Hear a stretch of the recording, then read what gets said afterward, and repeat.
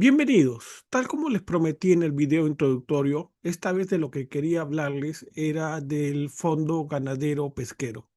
¿Qué es esto y para qué sirve? Cuando yo era joven, me tocó ver en el Perú dos fenómenos del Niño, uno en la época de Belaúnde y otro en la época de Fujimori. En ambos casos era triste ver los efectos de el fenómeno del Niño en el sur, en el sur andino se manifestaba como sequía.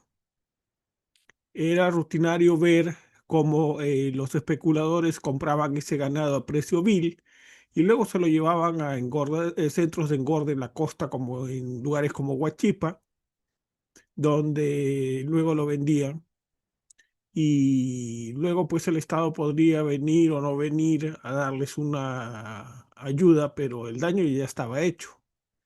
Entonces, digamos que el precio de mercado de una res era de 1.000, el especulador venía y les daba 100, porque la alternativa era pues ver a su animal morir de hambre.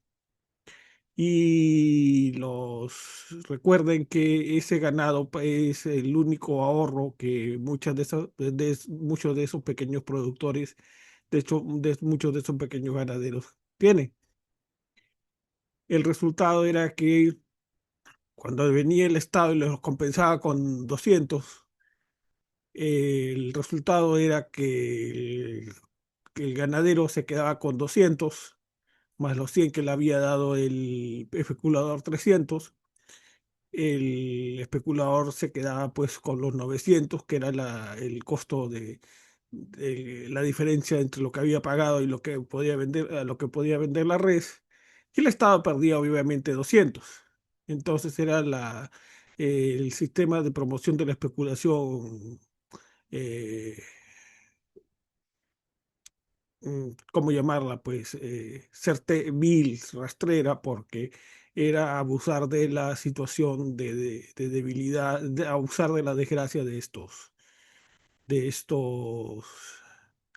pequeños productores.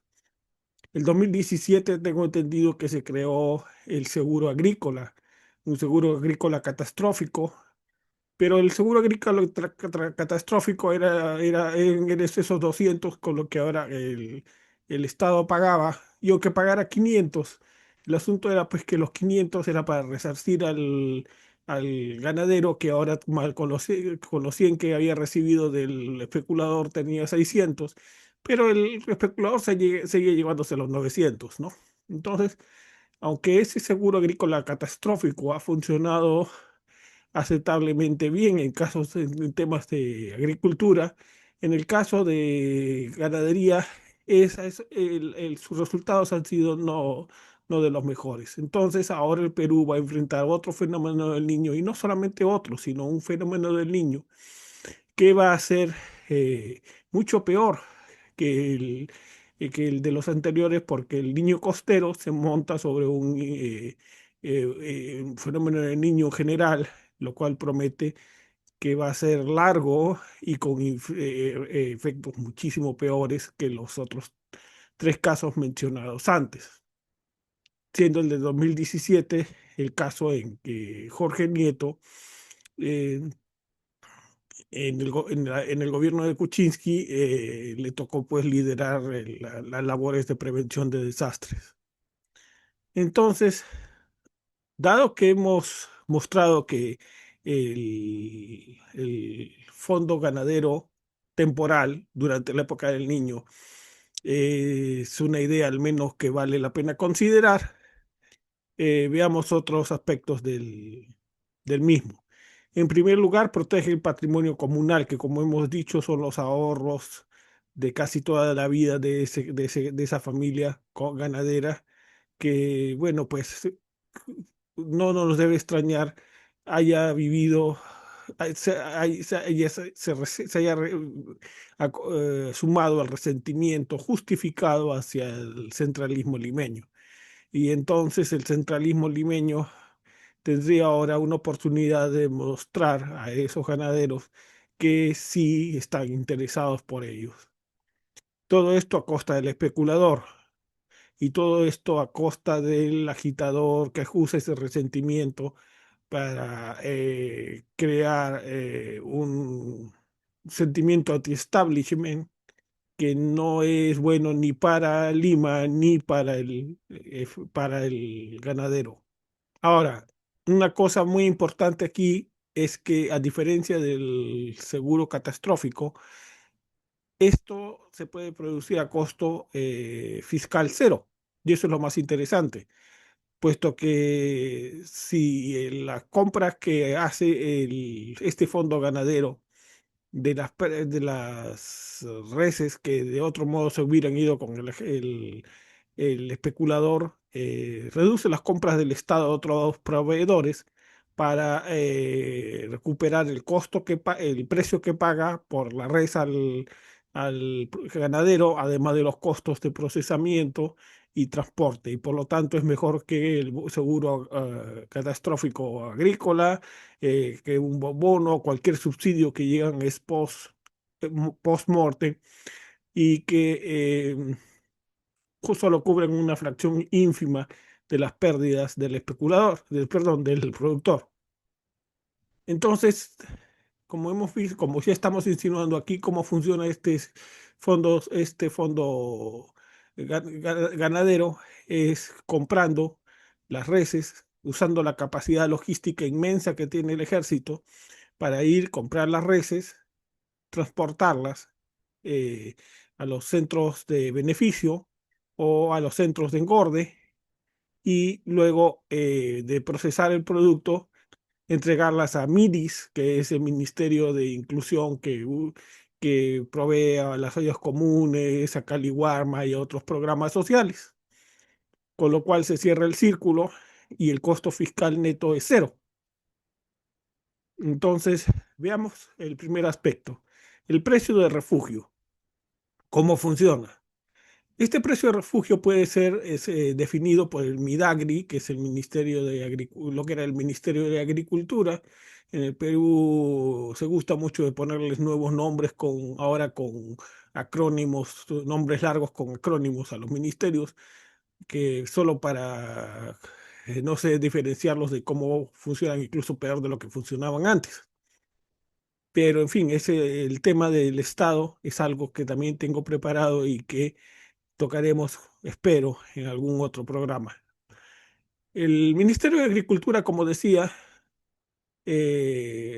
su objetivo es tomar el margen de que de otro modo hubiera ido al especulador y compartirlo con el ganadero. Entonces, como eh, el Ministerio de Agricultura, digámoslo, no me gustan estos acrónimos tontos, que solamente esconden un desempeño cada vez peor. El Ministerio de Agricultura usa el precio de referencia basado en lo siguiente, un promedio del precio de mercado regional de los últimos 3 años, descontado al 60 o 70%, puesto que este es un programa, no es un programa no busca, lo que busca es eliminar la pérdida, no en eso se parece un seguro, no busca, no, lo que busca no es pues crear una nueva línea de negocios, es temporal por definición. Pero en fin, como decía, estamos hablando del el promedio del precio de mercado regional de los últimos 3 años, descontado entre el 60 y el 70%, digamos que el 35%, menos en los costos de procesamiento y transporte que van a estar a cargo del ejército, que alguien tiene pues que pagar. Entonces, este precio de mercado se activa cuando el precio de mercado, tal como está medido por el MIDAGRI, el Ministerio de Agricultura, se cae pues en este 60-70%. Entonces se encaja, ¿no? Eh, el, cae el precio de mercado hasta el punto que llega a tocar el precio de refugio y es entonces cuando le aplico el precio de referencia se activa. ¿Quién lo, quien lo va a hacer operativo sería el ejército, porque el ejército en el 2017 demostró tener pues la mejor logística que hay disponible en el caso del Perú.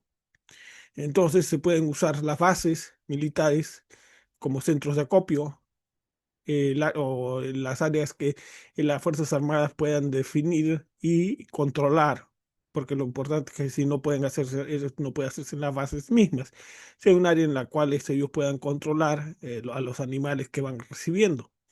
Entonces el ejército hace el pago al ganadero, moviliza las reses a los centros de acopio o directamente a los centros, directamente a los camales y centros de engorde, dependiendo de cuán fluido puede hacerse este movimiento, porque probablemente no todo puede hacerse un proceso como un proceso de logístico just in time, donde lo llevas directamente a los camales o centros de engorde. Entonces es algo que el ejército tiene que definir de acuerdo a sus posibilidades diarias de mover estas reses, que si no llegan directamente a los camales y centros de acopio en algún lugar, pues tienen que estar temporalmente. Entonces, una vez que esto, las reses que van a los camales, la inmensa mayoría, serían beneficiadas y luego la carne sería procesada inmediatamente, de acuerdo a quién lo haría, de acuerdo pues a quien Midagri y con coordinación con las Fuerzas Armadas determinen, usando de preferencia pues mano de obra local, camales locales, y estos se entregarían pues a quienes ellos designen como para el efectos del procesamiento, si es que va a ser procesada o si no directamente al ministerio, al MIDIS, al Ministerio de la Inclusión, que es la que maneja estos programas sociales. Entonces va a darse mayor procesamiento, se le va a convertir en enlatado, eso es algo que ya tienen que definir ellos y actuar de acuerdo a esa decisión. Ese es un detalle final, pero al final, o sea que la cadena vaya directamente al Ministerio de la Inclusión o primero se pase por alguna otra etapa de procesamiento, al final, el destinatario final siempre sigue a ser el Ministerio de la Inclusión, el MIDIS, porque eso son ellos, como decía, quienes van a ser los que usen esta carne en los programas en los programas de asistencia social. Entonces, cuál es el vehículo legal que tiene que hacerse para darle vida darle vida a este fondo y evitar los obstáculos que, de acuerdo a la ley de contrataciones del Estado, van a estar ahí. Ese sería un decreto de urgencia. La naturaleza económica y de emergencia de la situación justifican plenamente usar un decreto de urgencia para modificar la ley de contrataciones del Estado, para evitar, entre otras cosas, los temores a que a la Contraloría por usar contratación directa, debido a que por su naturaleza, pues estamos hablando de ganaderos que no están que no tienen RUC, que son informales, que no están en el Registro Nacional de Proveedores, entonces, y a las prohibiciones de dar pago en efectivo, cuando ya hemos visto que tendría que darse un pago en efectivo o un vale de compra que ya vamos a ver en un instante. Cuando el Estado hace compras, es natural que se exija un estudio de mercados y con una serie de proveedores que hacen propuestas, dentro de las cuales el Estado elige de acuerdo a algún criterio. Muchas veces esto funciona terriblemente, pero al menos de acuerdo al texto de la ley es como fue concebido. Entonces, por darles un ejemplo, no se podría justificar el precio de refugio si no es con un decreto de urgencia, porque ¿cuál es el precio de mercado? El que paga el especulador, 100. Y lo que tú quieres es precisamente evitar que el especulador dé sangre al ganadero. Entonces, Aquí hay múltiples postores, pero estos no están registrados en un registro nacional de proveedores, son los ganaderos, y aquí no es posible por seguir, exigir un estudio de mercado previo, porque si no se nos pasa pues la emergencia. O sea, el fondo ganadero se crearía justo cuando termine el fenómeno del niño. Entonces, además, el tipo de la ley de contratación contrataciones del Estado prohíbe el pago en efectivo. Y como hemos visto, pues estamos hablando de ganaderos, pues que muchos de los cuales pues no tienen cuentas bancarias, lo cual implicaría que los pagos tendrían que hacerse en efectivo. O, y esto entonces implica cómo va a ser el pago. Entonces esto deviene en la pregunta de cómo hacer el pago, que tiene que también contemplarse en el decreto de urgencia, porque no encaja pues en la previsión que hemos mencionado, y pues, tendría que hacerse a través de un vale de campo o un pago en efectivo en el campo en contra de con, a un ganadero que se haya identificado previamente con un DNI, lo cual es fácil de auditar, porque entonces todos los ganaderos en el padrón con el DNI tendrían que corresponder a los números de reses que han llegado a los centros de beneficio o a los centros de engorde, porque recordemos pues que muchas de esas reses van a ser becerros y puede no valer la pena proceder a sacrificarlos de una manera inmediata, como hemos visto en el caso de los especuladores. Incluso los llevaban a estos centros de engorde como los de Huachipa para que adquieran un precio de mercado, dadas las condiciones penosas en las que lo habían comprado. O sea, de poco vale también beneficiar inmediatamente una red que está en condiciones esqueléticas, ¿no? Bueno, la otra sería lo que el Ministerio de Economía está tratando de hacer para compensar a los transportistas debido a que el Fondo de Estabilización de la Gasolina parece estar en un estado penoso que lo hace inaplicar, que lo hace inoperativo, que es este subsidio que ellos pagarían a través de una cuenta en el Banco de la Nación, que lo que podría llamarse un ganadero, en este caso, un pagaré ganadero. Entonces, en este caso es el ganadero lo que tendría que hacer es ir al Banco de la Nación para poder retirar su dinero.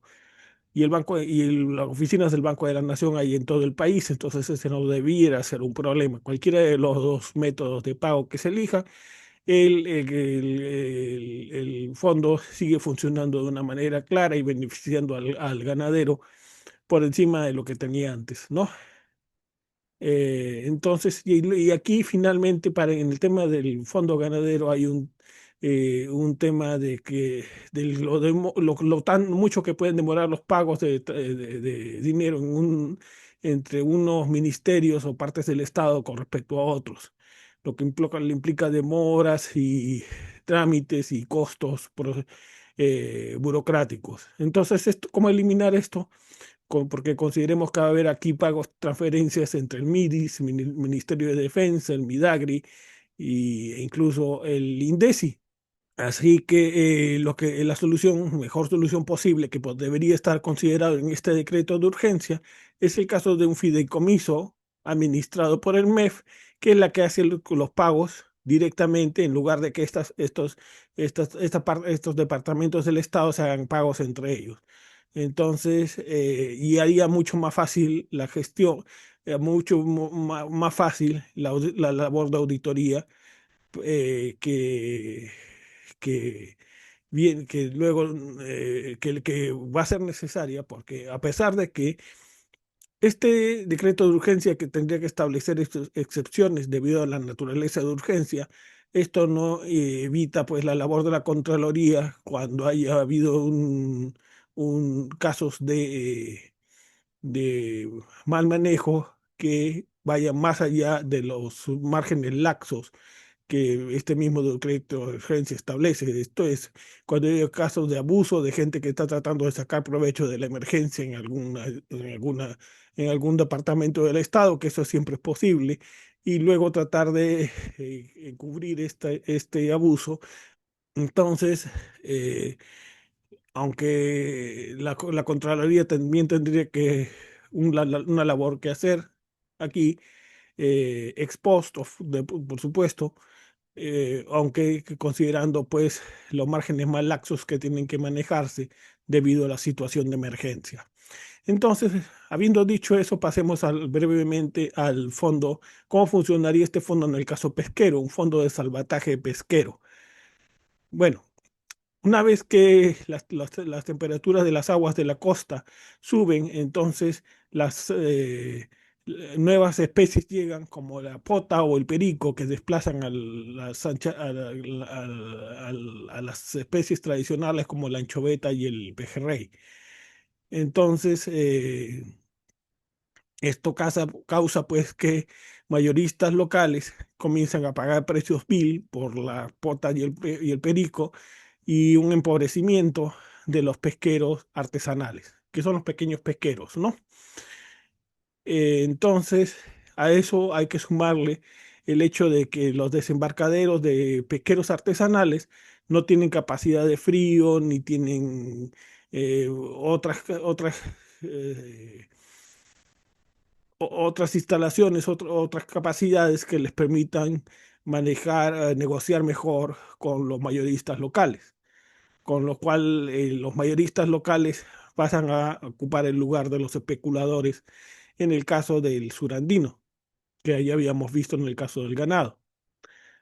Entonces, para no repetir las demás cosas donde las similitudes son obvias, pasemos al precio de refugio.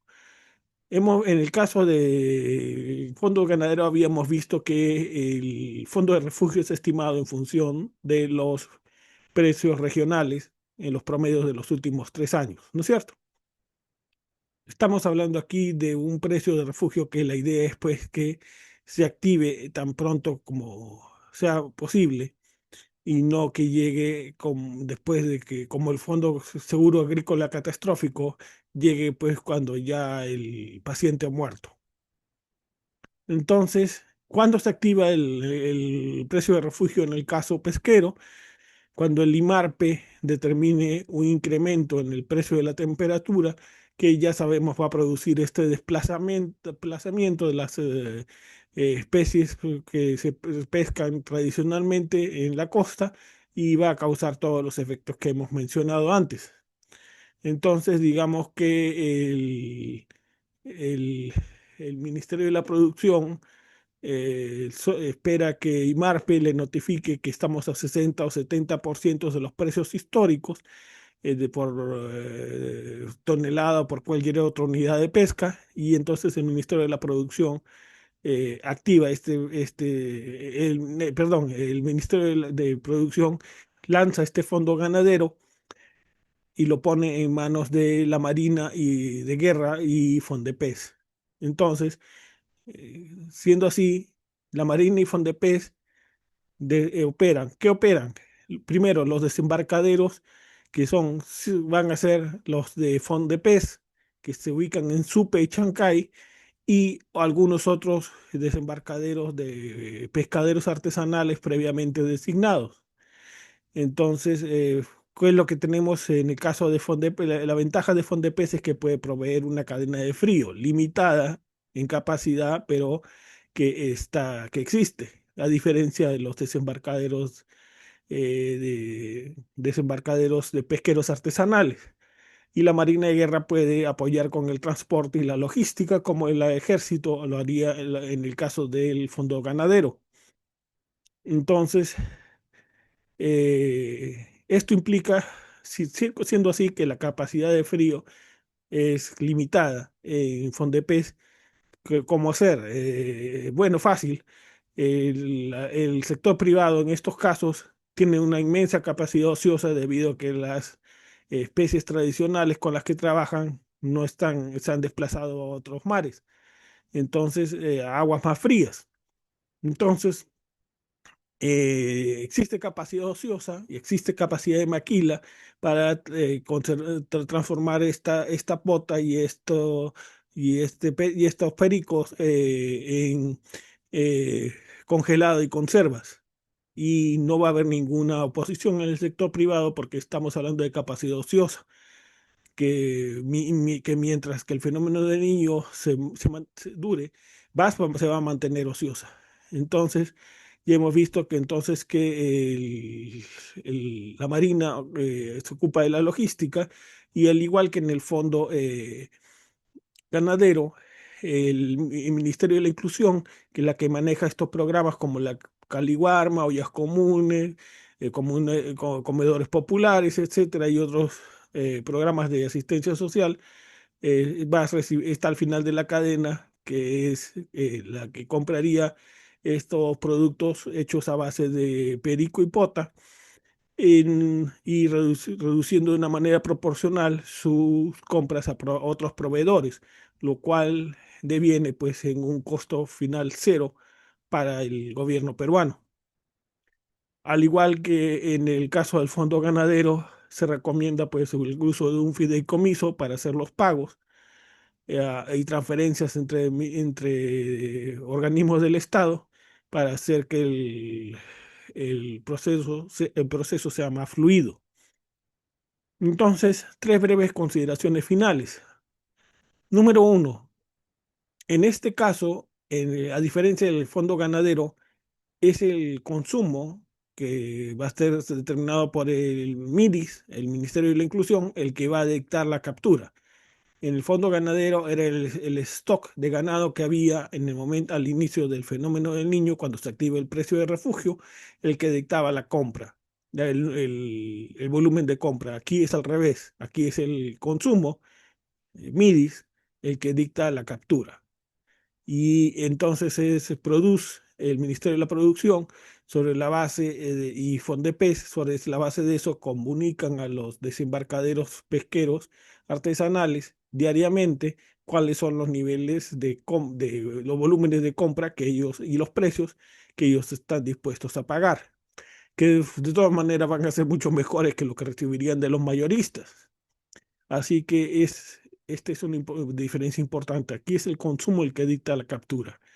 Luego, la idea es reducir el almacenamiento al mínimo posible, al mínimo tiempo posible, y darle preferencia al enlatado sobre el congelado. Y número tres, usar lo que se llama cross-docking, o sea, prácticamente usar la transferencia de camión a camión y evitar el tiempo de almacenaje en frío, que es caro, en los casos en que el producto debiera llegar congelado. Es difícil, fresco, pero al menos sí congelado, ¿no? Entonces, digamos que los camiones de la Marina transferirían directamente a los camiones de MIDIS, del Ministerio de Inclusión, el congelado en lugar de pasar primero por un almacén. Esto implica que el uso de camiones refrigerados por parte de la Marina de Guerra, y esto implica también tener lo que se llama rutas verdes, que son rutas preferenciales que no tienen que pagar peaje ni estar sujetos a demoras innecesarias, porque recordemos que lo importante es que el pescado llegue en condiciones de ser comestible al MIDIS y no cuando no cuando ya está podrido. Entonces, habiendo dicho esto, hay un efecto político adicional que es importante, que es evitar algo que ha estado sucediendo en los últimos años, que es un resentimiento justificado del sur peruano y de las provincias en general con respecto a Lima. El centralismo ha sido enfermedad, una enfermedad muy larga en el caso del Perú, que se ha hecho peor por una regionalización mal hecha que lo único ha permitido que mientras antes se robaba solo en Lima, ahora también se robe también en provincias, pero sin establecer primero niveles de gestión y de supervisión que permitan contrarrestar los efectos nefastos de administraciones normalmente mediocres que ven a las regiones como un botín. Y entonces es ahí donde no me extrañaría pues que mire, si el seguro agrícola catastrófico hubiera tenido éxito, entonces no tendríamos pues los niveles de resentimiento que tenemos en el sur peruano. Y no me tomen a mal, aunque yo quisiera que la izquierda peruana sea la izquierda, una izquierda como la de Lula, y no la izquierda que tenemos, que como una izquierda infantil como la de los 70. Entonces, no es, la idea no es simplemente inclinar la balanza al lado de un programa político, es crear condiciones que permitan que los partidos de centro, y ustedes saben que yo soy una persona de centro, inspirado por la figura de Franklin Delano Roosevelt, la figura después que es que una figura de centro, eh, esperemos que fuera renovación, fuerza popular, que converja, como decía en mi video introductorio, a una derecha tecnocrática que se ubique en el centro derecha, en lugar de una izquierda cultural, perdón, una derecha cultural retrógrada, que pues se ubique al costado de Renovación Popular. Entonces, un proyecto como este perjudica no solo a los especuladores, sino que también a los agitadores, y permite que el sur peruano se abra a opciones políticas más interesantes, menos basadas en el tema del resentimiento justificado, como digo, pero resentimiento al fin, y que incluso podría ayudar a nuestra izquierda a madurar un poco más. Y habiendo dicho esto, entonces concluyo este video, y si es que existe un siguiente video, entonces no veremos para hablar de otros temas como el caso de inmigración, que es algo en lo cual el gobierno peruano no puede intrometerse, en el caso de Estados Unidos, pero es algo en lo que Fuerza Popular sí podría. El caso del sector de pequeña empresa, que como hemos visto, es el gran problema de los programas como Foncodes o IPRONA es que tratan de resolver el tema de pobreza y pequeña empresa al mismo tiempo. No se puede. Lo que se tiene que hacer en estos casos es determinar cuáles son los sectores que son realmente empresariales en pequeña empresa de los que no lo son. No en vano, el 80% de pequeñas empresas es informal. Entonces, hay los que son sí realmente emprendedores que podrían someterse a un programa que empiece en Foncodes, que no veo cómo podría empezar en Prona, pero en una organización equivalente, en el caso de fomento de pequeña unidad agrícola, que lo transforme en un buen productor y que lo conecte al sector moderno. Esto va a tener un efecto de arrastre sobre otros, y otros no, no se van a sentir atraídos porque, como decía, acá hay un problema de diagnóstico.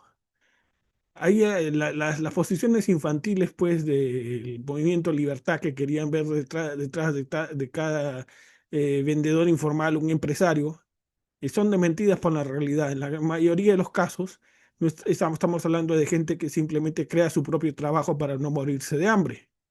Recordemos pues que en el Perú no hay redes significativas de asistencia social. Existe el MIDIS, pero bueno, pues alcanza solamente una fracción ínfima de todo lo que un país como el Perú necesita, un país fragmentado. Entonces, lo que necesita es incubadoras que transmitan know-how y tecnología.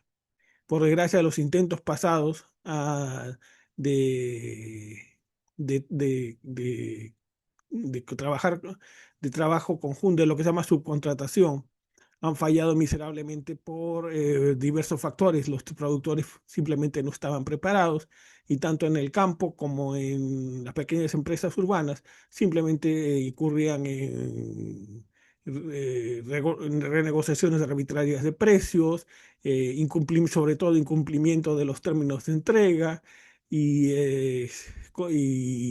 y una calidad deficiente Entonces, no es de extrañar pues que en el caso del Perú la subcontratación, por citar un ejemplo, eh, sea menor al 5% y que en el Estados Unidos pase del 30%. La subcontratación quiero decir de pequeñas empresas con grandes empresas, porque es a través de tres mecanismos que el know-how y la tecnología pasa de las grandes empresas a las pequeñas empresas. Es que es subcontratación uno, consorcios dos y cooperativas. Entonces, esto en lugar de lo que tenemos pues una playa de microproductores en pequeña empresa urbana y un enorme número de, creo que estaba por encima del 90%, no tendría que ver el número exacto, pero un número altísimo de microunidades, microfundios, minifundios, que al final de cuentas no le hacen ningún bien ni al productor ni al gobierno, porque estos están condenados a mantenerse indefinidamente en la informalidad.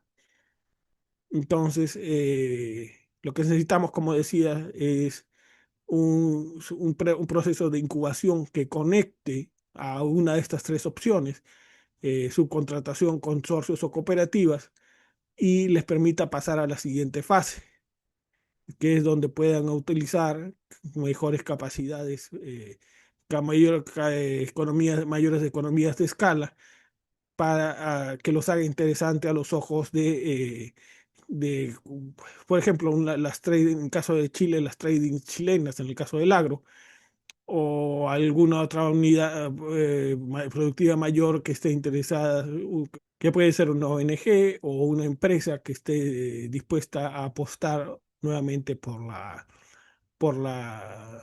subcontratación o con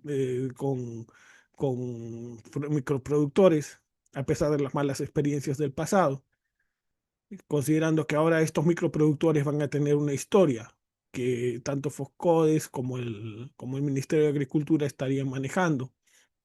Y esta historia les va a permitir tener créditos más baratos, como la resolución absurda de poner límites a las tasas de interés no pudo darles. Simplemente los empujó a la informalidad. Esto les va a permitir ser buenos productores, porque, ojo aquí, pequeñas empresas, como desde el ganadero hasta la organización de pescadores, como los minifundios agrícolas, como las pequeñas empresas de gamarra, no van a ser y no debieran ser gerentes generales o gerentes financieros y todas las tonterías que muchas veces se menciona cada vez por aquellos que creen que lo que tienen que hacer es la forma de resolver el problema de la informalidad y baja productividad en pequeña empresa es darles capacitación, cursos. Eso es una estupidez que ha fallado miserablemente a lo largo de los años. Lo que se necesita es darles la capacidad de ser buenos productores, productores de primera línea. Pero ya solo para terminar el video, recuerdo que Foncodes les enseñaba muchas veces a trabajar a gente de Gamarra, que es el lugar donde se concentra un gran número de productores textiles, de confeccionistas, más bien dicho, sobre todo. Y bueno, pues tú encontrabas a gente que estaba acostumbrada a trabajar con más del 5% de merma y les enseñaban a trabajar con 1% de merma a lo más. ¿Y por qué 5% de merma? Porque la manera como estos negocios, estos confeccionistas, eh, luego ajustan sus costos, es reduciendo el precio que pagan en planilla. O sea, simplemente te pago 10 soles más tu menú que es un plato de comida. Y cuando las cosas me van mal, si les va mal a los otros también, si les va bien a los otros, bueno, te mueves a otro taller, no hay una relación estable entre trabajadores y los dueños de los talleres. Y si les va mal a todos por alguna razón, simplemente pues tienes que aceptar los 7 soles. Si tú eres trabajador, tienes que aceptar los 7 soles más tu menú o te mueres de hambre, porque no tienes otra alternativa de trabajo. Entonces, la idea es ingenuo creer que uno puede dar capacitación. Cuando en los casos que yo he visto que se les dan capacitación, como por ejemplo en la Municipalidad de San Martín de Porres, yo los veía regresar con su diploma, lo colgaban en la pared y luego seguían exactamente haciendo lo mismo que habían estado haciendo siempre, incluso desde antes de ir al curso de capacitación. Es una ingenuidad. Entonces, lo que necesitamos aquí es un concepto de incubadoras que conecten a los productores organizados con empresas más grandes pues, a través del proceso de contratación, de subcontratación, de consorcios y de cooperativas, y que les permitan así obtener las economías de escala que les permita usar un mejor know-how y mejor tecnología. Eso implica pues gerencia que ellos en la inmensa mayoría de los casos no están en capacidad de darse. El proceso no debería ser hacerlos capaces de volverse gerentes generales y ponerse un gorro que diga gerente general y que no sirva para nada. El objetivo debería ser convertirlos en productores tan buenos que no resulte pues muy difícil conectarlos al sector moderno, al sector formal, y porque al final de cuentas he escuchado esta tontería incluso en el reciente gobierno. El problema de la informalidad en el Perú es que el pequeño empresario ve demasiados trámites y eso lo agobia. No, o sea, man, despierta. El pequeño productor, sea agrícola o sea urbano, lo que quiere es ganar de ese sector que es el prometedor, el de los emprendedores, ¿sí? No estamos hablando de todos. Ese sector lo que quiere es ganar dinero. Si ahora puede acceder a una demanda que antes no tenía porque ve que trabajar bajo un nuevo know-how y nuevas reglas le permite ganar más, que ahora tiene acceso a crédito porque ahora ya puede hacer una historia que pueda presentar al banco, y si los bancos pues son reacios pues va a haber ONGs porque el negocio va a estar ahí, y si los bancos no lo quieren tomar, que los tomen pues las ONG y otras organizaciones. Pero ahora pues hay un perfil crediticio formado que permite hacer que estas pequeñas empresas sean sujetos financieros a tasas de interés más razonables. Cuando estos emprendedores vean eso, ellos mismos se van a formalizar. ¿Por qué? Porque les resulta más rentable, porque ellos no son como el otro grupo que está solamente esperando subsistir, ganar lo suficiente para poder pagar sus cuentas. No, entonces aquí tenemos que hay que sobre todo partir del diagnóstico correcto.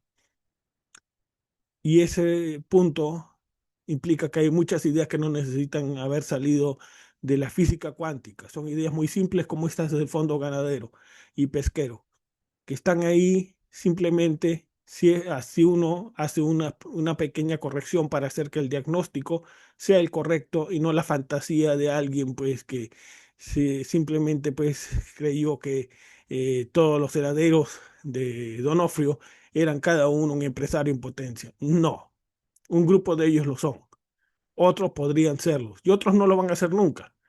Entonces, la idea es que los que sí quieren serlo, cuenten con un programa de incubadoras que haga eso posible, que los que podrían serlo al ver el éxito de los primeros se sumen, y bueno, pues con los que no, probablemente permitirles que este crecimiento de las pequeñas empresas a un nivel moderno, bajo nuevas reglas de juego, permita crear los puestos de trabajo que hagan que estas personas ya no pues sigan malgastando recursos, sino que se vuelvan empleados de los que sí son realmente emprendedores. Y ganan todos, ganan incluso aquellos que no son emprendedores. Habiendo dicho esto, concluyo el video y esperemos que nos veamos pronto. Gracias.